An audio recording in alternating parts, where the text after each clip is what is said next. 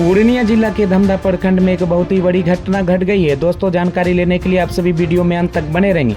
बताते चलें कि टीकापट्टी SH 65 पर सोमवार के अहले सुबह लगभग 6 बजे शराब से लदी हुई हुंडई की कार ने 3 लोगों को कुचल दिया। शराब लदे कार से कुचलने की वजह से 2 छात्रा की घटनास्थल पर ही मौत हो गई है, जबकि एक बच्चा घायल हो गया। मृतक बच्ची धमधा थाना क्षेत्र अंतर्गत किशनपुर बलुआ पंचायत के सखवा टोला निवासी सुरेश हेम्ब्रम की पुत्री राजनंदिनी कुमारी एवं गंगा हेम्ब्रम की पुत्री मोनिका कुमारी थी। मृतक राजनंदिनी कुमारी BA की छात्रा थी, जबकि मोनिका नवोदय विद्यालय की तैयारी करती थी। घटना से आक्रोशित मृतक की परिजनों ने स्थानीय ग्रामीणों ने SH 65 को जाम भी किया था। ऐसे में ही पूर्णिया जिला के सांसद राजेश रंजन उर्फ पप्पू यादव इस दुख की घड़ी में पहुंचे और उसके परिवार वाले को हौसला दिया और बहुत ही बड़ी मांग भी की है। बताते चले, पूर्णिया सांसद ने कहा कि जो परिवार के साथ में ऐसा हुआ 20-20 लाख की मुआवजा की मांग कर अधिकारी, सेक्रेटरी, एक्साइज, थाना अरबपति खरबपति हो गया, लगभग सारे थाने, सारे लोग। उसके बाद हमारा रेवेन्यू जो हम 10,000 करोड़ 16,000 का लगभग 32,000 करोड़ की रेवेन्यू थी, वो चला गया नेपाल, वो चला गया बंगाल, वो चला गया झारखंड, वो चला गया पंजाब, वो हरियाणा, वो चला गया यूपी। हमारी रेवेन्यू गई तो हम इकोनॉमी से भी मरे, आदमी से भी मरे। 1 लाख लोग, गरीब लोग जेल चले गए, बेल कराने की स्थिति में नहीं रहा। तो जिसको जेल नहीं जाना चाहिए वो जेल भी चले गए। और आज मेरी नंदनी भी चली गई, अंजनी भी चली गई। वो बच्ची हमसे कितना प्यार करती थी, मैं अंदाज़ा नहीं कर सकता। आपसे बात मुझे तो समझ में नहीं आता। उस बच्ची के नर्सिंग के लिए मेरी चिंता थी। और उसके भाई और उनकी बेटी BHU में पढ़ती है। मैं तो क्या बोलूं, एक ऐसा परिवार, अभी दरोगा जी को मैंने देखा, उनके दादा को, उनके पिता सुरेश जी हमसे बहुत ही अभिन्न रहे, उनकी माँ। और उस बच्ची को अभी देखने के बाद तो मुझे लगता है कि धरती खिसक गई। इस तरह से मैं उसको याद करता हूँ ना, उसका प्यार, उसका मुस्कुराता हुआ चेहरा। हम एक घटना में आए थे यहाँ, वो आगे थे, फिर एक जगह और आए थे, तो घर की 2-2 चिराग चली जाए।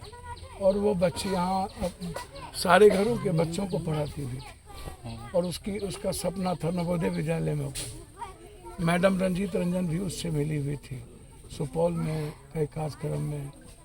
तो हमें आश्चर्य लगता है भैया, मैं कुछ नहीं कह सकता। वो मेरी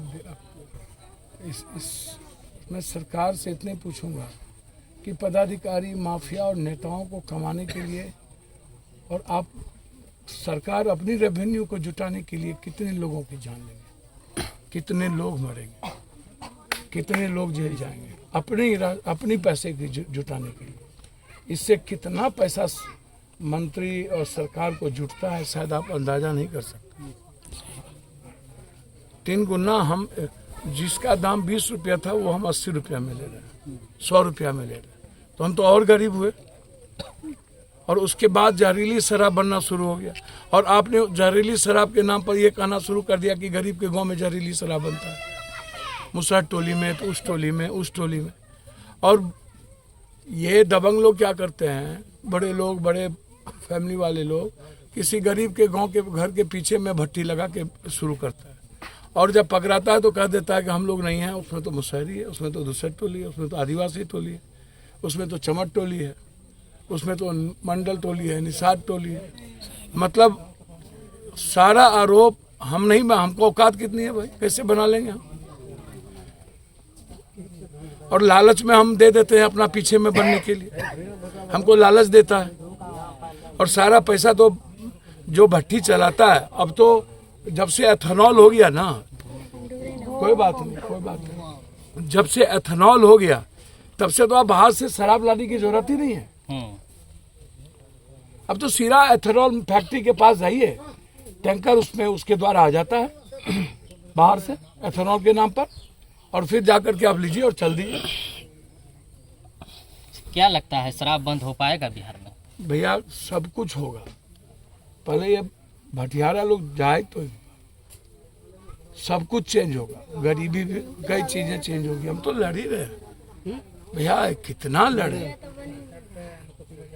अब अभी मेरी बेटी का सवाल है हम सरकार से 20-20 लाख का मुआवजा की मांग करते हैं और इस परिवार में दोनों में एक नौकरी का हम मांग करते हैं। और जो थाना के द्वारा इधर से गया है, सारे थाने को सस्पेंड किया जाए, सारे थाने को टोटल को डिस्चार्ज किया जाए और इंक्वायरी किया जाए। चलिए बहुत बहुत धन्यवाद।